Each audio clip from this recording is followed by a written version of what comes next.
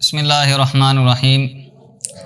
الحمد للہ وحدہ والصلاة والسلام علی من لا نبی بعدہ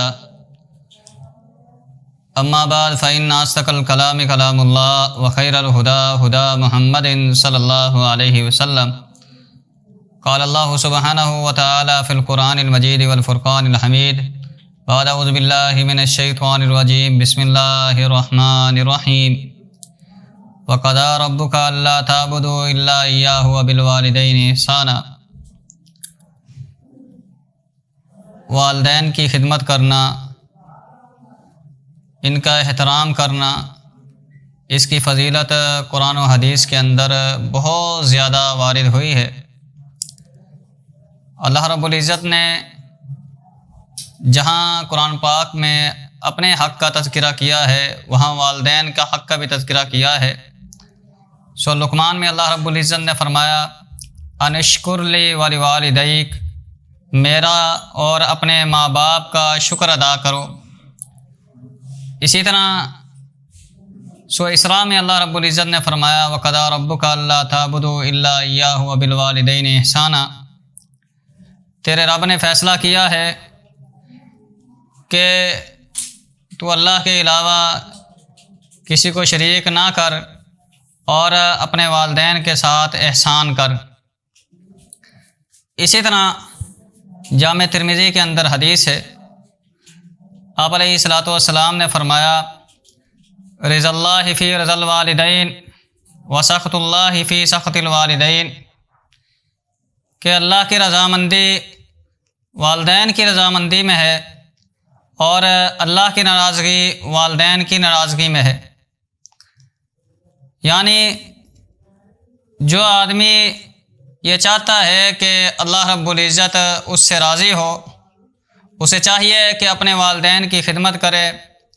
اپنے والدین کے ساتھ اچھا سلوک کرے، اپنے والدین کی خدمت کرے اور ان کو اف تک نہ کہے، جیسے کہ اللہ رب العزت نے فرمایا اف ولا تنہرہما، ان کو اف تک نہ کہو اور نہ ہی ان کو ڈانٹو۔ یہ دونوں والدین ماں اور باپ یہ بہت ہی عظیم رشتے ہیں، اور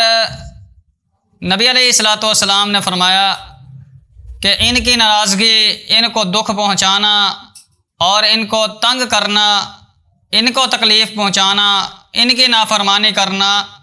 یہ اللہ کے غضب کا باعث ہے، اللہ کی ناراضگی کا باعث ہے۔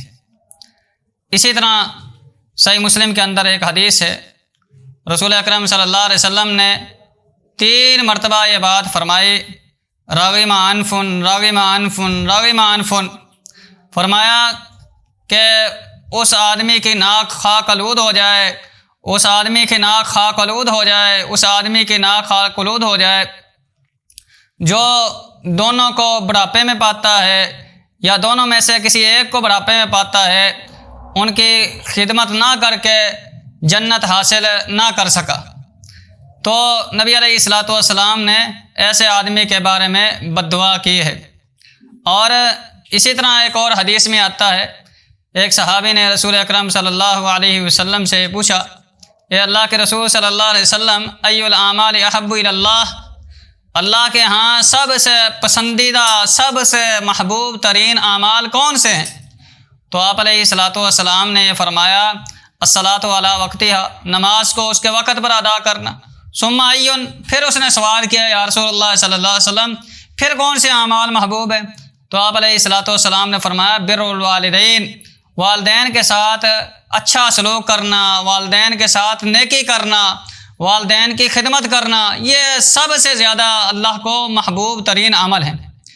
تو ان آیات اور ان احادیث سے یہ پتہ چلتا ہے کہ ہم کو اپنے والدین کی خدمت کرنی چاہیے۔ اگر ہم چاہتے ہیں کہ ہمارا رب، ہمارا اللہ ہم سے راضی ہو، تو ہم کو چاہیے کہ ہم اپنے والدین کو راضی رکھیں، اپنے ماں باپ کو راضی رکھیں، ان کو خوش رکھیں، ان کو تکلیف نہ پہنچائیں، ان کو دکھ نہ پہنچائیں،